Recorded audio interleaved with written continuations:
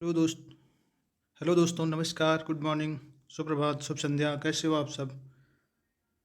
जैसा कि आप सभी को पता है कि हमारा जो पेड का एग्ज़ाम है 2022 का, वो अभी आगामी 18 सितंबर को प्रस्तावित था, लेकिन किसी कारणवश जो है उसका जो है एग्ज़ाम की डेट को बढ़ा दिया गया है और वो 15 से 16 अक्टूबर को प्रस्तावित है।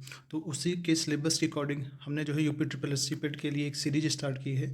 तो जिसमें हमने आज जो है हिस्ट्री का पहला पार्ट लिया है, इसका नाम है सिंधु घाटी सभ्यता। और आज हम जो है सिंधु घाटी सभ्यता के अंतर्गत बनने वाले महत्वपूर्ण प्रश्नों पर डिस्कस करेंगे। ठीक है, तो चलिए हम लोग जो है अपने पहले क्वेश्चन की तरफ आगे बढ़ते हैं। ठीक है, हमारा पहला क्वेश्चन है, सिंधु घाटी सभ्यता को और किन नामों से जाना जाता है? ठीक है, तो हमारे इसके ऑप्शन दिए हुए हैं। हमारा ए ऑप्शन है हड़प्पा सभ्यता, हमारा बी ऑप्शन है कांस्ययुगीन सभ्यता, हमारी सी ऑप्शन है हमारा प्रस्तर धातुयुगीन सभ्यता, हमारा चौथा ऑप्शन है उपरोक्त सभी। तो आपको बताना है कि सिंधु घाटी सभ्यता को और किन नामों से जाना जाता है। अगर आपको उत्तर पता है तो आप कमेंट बॉक्स में जाके अपना उत्तर टाइप कर सकते हैं। ठीक है, तो हमारे पहले क्वेश्चन का आंसर होगा उपरोक्त सभी। तो हमारा जो आंसर हो जाएगा वो हो जाएगा उपरोक्त सभी। ओके, चलिए अब हम लोग जो है नेक्स्ट क्वेश्चन की तरफ आगे बढ़ते हैं। हमारा अगला क्वेश्चन बनता है कि सिंधु घाटी सभ्यता की सर्वमान्य तिथि क्या है? ठीक है, तो हमारा पहला ऑप्शन है 2000 ईस्वी से 1500 ईस्वी पूर्व तक, हमारा बी ऑप्शन है 2800 ईस्वी पूर्व से 2500 ईस्वी पूर्व तक, हमारा सी ऑप्शन है 2300 ईस्वी पूर्व से 1750 ईस्वी पूर्व तक, हमारा डी ऑप्शन है 2500 ईस्वी पूर्व से 1500 ईस्वी पूर्व तक। तो हमारा राइट आंसर हो जाएगा सी ऑप्शन 2350 से 1750 ईस्वी पूर्व तक। ये जो है सिंधु घाटी सभ्यता की सर्वमान्य तिथि है, जिसको हमारे इतिहासकार डीपी अग्रवाल द्वारा बताया गया था। डीपी अग्रवाल कौन है? डीपी अग्रवाल द्वारा। तो इस बात को आप ध्यान में रखेंगे कि डीपी अग्रवाल द्वारा बताई गई तिथि 2300 से 1750 सर्वाधिक मान्य तिथि है। ओके, चलिए अब हम लोग नेक्स्ट क्वेश्चन की तरफ आगे बढ़ते हैं। हमारा अगला क्वेश्चन है, सिंधु घाटी सभ्यता के विस्तार का आकार कैसा था? ठीक है, हमें बताना है कि सिंधु घाटी सभ्यता जो थी उसका आकार कैसा था। ओके, तो हमारा पहला ऑप्शन है वर्गाकार, हमारा दूसरा ऑप्शन है त्रिभुजाकार, हमारा तीसरा ऑप्शन है आयताकार, हमारा चौथा ऑप्शन है गोलाकार। ठीक है, तो हमारा आंसर हो जाएगा त्रिभुजाकार। हमारा आंसर क्या हो जाएगा? त्रिभुजाकार। ओके, सिंधु घाटी सभ्यता का विस्तार कैसा है? त्रिभुजाकार है। तो इस बात को आप ध्यान में रखेंगे। ओके, चलिए अब हम लोग जो है अपने नेक्स्ट क्वेश्चन की तरफ आगे बढ़ते हैं। हमारा अगला क्वेश्चन है, भारत में स्थित सबसे बड़ा हड़प्पाई स्थल कौन सा है? ठीक है, जिसमें हमारे ऑप्शन दिए गए हैं। पहला है हमारा राखीगढ़ी, बी ऑप्शन है हमारा हड़प्पा, सी ऑप्शन है हमारा आलमगीरपुर, डी ऑप्शन है हमारा धौलावीरा। ठीक है, तो हमारा राइट आंसर हो जाएगा धौलावीरा। ओके, धौलावीरा हमारा राइट आंसर हो जाएगा।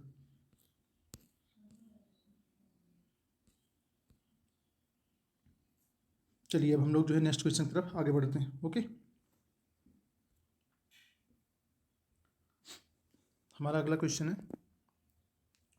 सिंधु घाटी सभ्यता का सबसे उत्तरी बिंदु कौन सा है? ठीक है, तो हमको बताना है सिंधु घाटी सभ्यता का सबसे उत्तरी बिंदु कौन सा है, जिसमें हमारे ऑप्शन दिए गए हैं। पहला राखीगढ़ी, हमारा बी ऑप्शन है मंडा, ये मंडा नहीं मांडा होगा, मांडा। ओके, इसके बाद हमारा अगला ऑप्शन है आलमगीरपुर, इसके बाद हमारा अगला ऑप्शन है धौलावीरा। ठीक है, तो यहाँ पे हमारा राइट ऑप्शन हो जाएगा मांडा। मांडा हमारा सबसे उत्तरी बिंदु हो जाएगा। ये जम्मू कश्मीर में स्थित है, चिनाब नदी के तट पे स्थित है। ठीक है, आलमगीरपुर क्या हो जाएगा? आलमगीरपुर हमारा सबसे पूर्वी सिंधु घाटी सभ्यता का स्थल हो जाएगा। ओके, जो कि हिंडन नदी के किनारे स्थित है। अगर हम बात करें जो है पश्चिमी की, तो हमारा सबसे पश्चिमी सिंधु घाटी सभ्यता का बिंदु है सुतका गड्ढोर, और सबसे दक्षिणी बिंदु है हमारा दहमाबाद, जो कि कहाँ स्थित है? महाराष्ट्र में, गोदावरी नदी के तट पे। ओके, चलिए अब हम लोग नेक्स्ट क्वेश्चन की तरफ आगे बढ़ते हैं। अगला क्वेश्चन है हमारा, सिंधु घाटी सभ्यता में लघु हड़प्पा या लघु मोहनजोदड़ो के नाम से प्रसिद्ध स्थल कौन सा है? ठीक है, तो हमारा पहला ऑप्शन है राखीगढ़ी, हमारा बी ऑप्शन है लोथल, हमारा सी ऑप्शन है आलमगीरपुर, हमारा डी ऑप्शन है धौलावीरा। तो हमारा राइट ऑप्शन हो जाएगा लोथल। लोथल को जो है लघु हड़प्पा या लघु मोहनजोदड़ो के नाम से जाना जाता था। तो हमारा राइट आंसर हो जाएगा बी ऑप्शन। धौलावीरा को जो है लोथल लोथल को जो है हम सिंधु घाटी सभ्यता में इसको बंदरगाह के रूप में जाना जाता था। ओके, तो हम इस बात को भी ध्यान रखेंगे कि लोथल हमारा जो है सिंधु घाटी सभ्यता में बंदरगाह या पत्तन के रूप में प्रसिद्ध था। ठीक है, चलिए अब हम लोग नेक्स्ट क्वेश्चन की तरफ आगे बढ़ते हैं। हमारा अगला क्वेश्चन है हड़प्पा सभ्यता किस युग की थी। ठीक है, हमें बताना कि हड़प्पा सभ्यता जो थी किस युग की थी। हमारा पहला ऑप्शन है नवपाषाण युग, हमारा दूसरा ऑप्शन है कांस्य युग, हमारा तीसरा ऑप्शन है पुरापाषाण युग, हमारा चौथा ऑप्शन है लौह युग। ठीक है, तुमको बताना कि हमारी हड़प्पा सभ्यता जो है किस युग की थी। तो हमारा जो राइट आंसर हो जाएगा कांस्य युगीन सभ्यता। हमारी सभ्यता हड़प्पा सभ्यता जो थी कांस्य युगीन सभ्यता थी, यानी राइट आंसर हो जाएगा बी ऑप्शन। ठीक है, चलिए अब हम नेक्स्ट क्वेश्चन की तरफ आगे बढ़ते हैं। हमारा अगला क्वेश्चन है हड़प्पा वासियों ने अपने उपकरणों को बनाने में किस धातु का प्रयोग सर्वाधिक किया था। ठीक है, तो हमारा ए ऑप्शन है पीतल का, हमारा बी ऑप्शन है कांस्य का, हमारा सी ऑप्शन है तांबे का, हमारा डी ऑप्शन है लोहे का। ठीक है, तो हमारा जो उत्तर हो जाएगा हड़प्पा वासियों ने अपने उपकरण बनाने में तांबे का सर्वाधिक प्रयोग किया, जबकि हड़प्पा सभ्यता जो थी वो कांस्ययुगीन सभ्यता थी, लेकिन हड़प्पा सभ्यता में उपकरणों को बनाने में जिस धातु का सर्वाधिक प्रयोग किया गया वो तांबा थी, ना कि कांसा। ओके, तो हमारा राइट आंसर हो जाएगा सी ऑप्शन। चलिए अब हम नेक्स्ट क्वेश्चन की तरफ आगे बढ़ते हैं। हमारा अगला क्वेश्चन है विश्व में सबसे पहले कपास की खेती प्रारंभ किया था। ठीक है, तो हमारा ऑप्शन है यूनानियों ने, बी हमारा ऑप्शन है हड़प्पावासियों ने, सी ईरानियों ने, डी बलूचिस्तानियों ने। ठीक है, तो आपको बताना है कि विश्व में सबसे पहले कपास की खेती किसने प्रारंभ किया था। ओके, तो हमारा राइट आंसर हो जाएगा हड़प्पावासियों ने विश्व में सबसे पहले कपास की खेती प्रारंभ किया था। ठीक है, और बात करें यूनानियों की, तो यूनानियों ने जो है कपास को सिंडन नाम दिया था। क्या कहा था? सिंडन नाम कहा दिया था, सिंडन। ओके, तो इस बात को भी आप याद रखेंगे कि कपास को सिंडन किसने कहा था, तो सर्वप्रथम यूनानियों ने कपास को सिंडन कहा था। ओके, चलिए नेक्स्ट क्वेश्चन की तरफ हम लोग मूव करते हैं। हमारा अगला क्वेश्चन है ये वेरी इंपॉर्टेंट क्वेश्चन है। सिंधु घाटी की सभ्यता के लोग जो है सिंधु घाटी के लोग सभ्यता के लोगों का व्यापार किस माध्यम से होता था। ये इसमें आपका पहला ऑप्शन है कांस्य मुद्रा, दूसरा ऑप्शन है स्वर्ण मुद्रा के द्वारा, तीसरा हमारा वस्तु विनिमय के द्वारा, चौथा है लौह मुद्रा के द्वारा। तो सिंधु घाटी जो लोगों को व्यापार था वो वस्तु विनिमय प्रणाली पर आधारित था। इस बात को आप रखेंगे। उस समय मुद्रा का प्रचलन नहीं था, उस समय वस्तु का जो है वस्तु के विनिमय द्वारा ही लोगों के बीच व्यापार का चलन था। ठीक है, तो आप इस बात को याद में रखेंगे, वस्तु विनिमय। हमारा राइट आंसर हो जाएगा सी ऑप्शन। चलिए हम लोग नेक्स्ट क्वेश्चन की तरफ मूव करते हैं। अगला क्वेश्चन है हमारा सिंधु घाटी सभ्यता के लोगों का मुख्य व्यवसाय क्या था। ठीक है, इसमें हमारे ऑप्शंस दिए गए हैं। ए ऑप्शन व्यापार, बी ऑप्शन है पशुपालन, सी ऑप्शन है शिकार, डी ऑप्शन है कृषि। ठीक है, तो हमारा राइट आंसर हो जाएगा कृषि। हड़प्पा सभ्यता के लोगों का मुख्य व्यवसाय क्या था? कृषि था। तो हमारा राइट ऑप्शन है डी ऑप्शन। ओके, चलिए हम लोग नेक्स्ट क्वेश्चन की तरफ आगे बढ़ते हैं। अगला है सिंधु घाटी सभ्यता में किस पशु के पाले जाने का स्पष्ट प्रमाण नहीं मिलता है। आपको ये बताना है कि सिंधु घाटी सभ्यता में किस पशु के पाले जाने का स्पष्ट प्रमाण नहीं मिलता है। हमारे ऑप्शन हैं ए ऑप्शन भेड़, बी ऑप्शन है हाथी का, सी ऑप्शन है भैंस, डी ऑप्शन घोड़े का। तो हमारा राइट ऑप्शन हो जाएगा घोड़ा। सिंधु घाटी सभ्यता में भेड़ पाले जाने का प्रमाण मिलता है, भैंस का मिलता है, हाथी का मिलता है, बट घोड़े का प्रमाण नहीं मिलता है। इस बात को आप याद रखेंगे। ठीक है, चलिए हम लोग नेक्स्ट क्वेश्चन की तरफ आगे बढ़ते हैं। अगला क्वेश्चन है हमारा मोहनजोदड़ो से प्राप्त पशुपति की मुद्रा पर किस पशु का अंकन नहीं किया गया है। ठीक है, आपको बताना है कि जो पशुपति की मुद्रा प्राप्त हुई है मोहनजोदड़ो से, उस पर किसी पशु का अंकन नहीं किया गया है। ओके, आपका ऑप्शन है ए गेंडा, बी हाथी, सी ऑप्शन है भैंसा, डी ऑप्शन है घोड़ा। ठीक है, तो मोहनजोदड़ो से प्राप्त पशुपति की मुद्रा पर घोड़े का अंकन नहीं किया गया। इस प्रकार हमारा राइट ऑप्शन हो जाएगा डी ऑप्शन। जो मोहनजोदड़ो से पशुपति की मुद्रा प्राप्त हुई है उस पर से गेंडे का अंकन किया गया है, भैंसे का, हाथी का किया गया है, और इसके अलावा हिरन का और इसके अलावा बाघ का, इन पशुओं का जो है अंकन किया गया है। आपको याद रखना है गैंडा, भैंसा, हाथी, हिरन, बाघ, 5 पशुओं का अंकन पशुपति की मुद्रा पर किया गया है। चलिए अब इसके बाद हम नेक्स्ट क्वेश्चन पे आते हैं।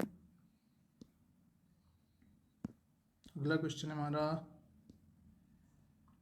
हाँ, हड़प्पा सभ्यता की मोहनजोदड़ो शब्द का क्या तात्पर्य है?